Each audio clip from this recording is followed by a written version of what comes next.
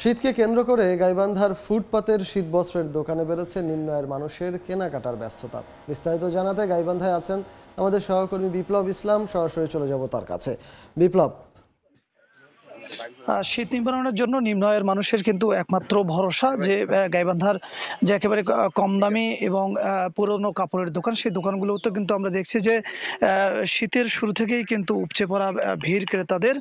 যেহেতু মানুষের যে দ্রব্যমূল্যের যে দাম, সেই দামের সঙ্গে কিন্তু মানুষ পাল্লা দিয়ে তারা টিকতে পারছে না, যে কারণে কিন্তু দেখছি আমরা যে শীত নিবারণের জন্য যে পুরনো কাপড়ের দোকানগুলোতে, শহরের যে পুরনো কাপড়ের দোকানগুলো আছে, খোলা মাঠের যে কাপড়ের দোকানগুলো আছে, সেই দোকানগুলোতে কিন্তু একেবারে সকাল থেকে মানুষের উপচে পড়া ভিড় থাকে। যদিও শীতের সকাল হওয়ার কারণে এখন কিছুটা এই দোকানগুলোতে মানুষের ভিড় কম, কিন্তু বিশেষ করে দুপুরের পর থেকে কিন্তু এই দোকানগুলোতে নিম্ন মানুষের ভিড় করে থাকে। গাইবান্ধায় গেল এক সপ্তাহ থেকে কিন্তু টানা শীত চলে আসছিল। যদিও গতকাল থেকে কিছুটা তাপমাত্রা বাড়ায় শীতের যে প্রকোপ এটি কিছুটা কমেছে, কিন্তু মানুষ যে এই জেলার যে চরাঞ্চলের মানুষ, এই জেলার যে কৃষিজীবী মানুষ, তারা কিন্তু এই দোকানগুলোর উপরে নির্ভর করে থাকেন। কেননা নতুন যে কাপড়, সেই কাপড় শীতবস্ত্র কিন্তু অনেক দাম, যে কারণে এই দোকানগুলোতে স্বল্প আয়ের যারা মানুষ, তারা কিন্তু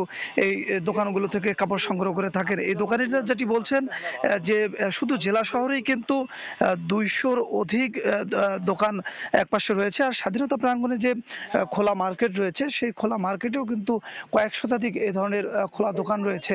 যেই দোকানগুলি থেকে কিন্তু মানুষ একেবারে তাদের যে সক্ষমতা, যদি বলি যে 50 টাকা থেকে শুরু করে তারা 200 টাকার মধ্যে কিন্তু তারা শিশু, বয়স্ক বা পরিবারের অন্য যে সদস্যরা আছে, তাদের জন্য কিন্তু শীতের পোশাক সংগ্রহ করতে পারছেন।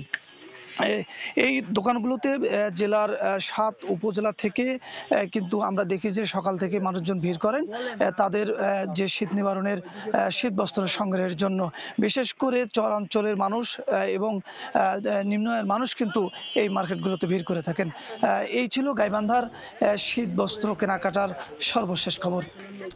গাইবান্ধা থেকে আমাদের সঙ্গে যুক্ত হয়েছিলেন আমাদের সহকর্মী বিপ্লব ইসলাম।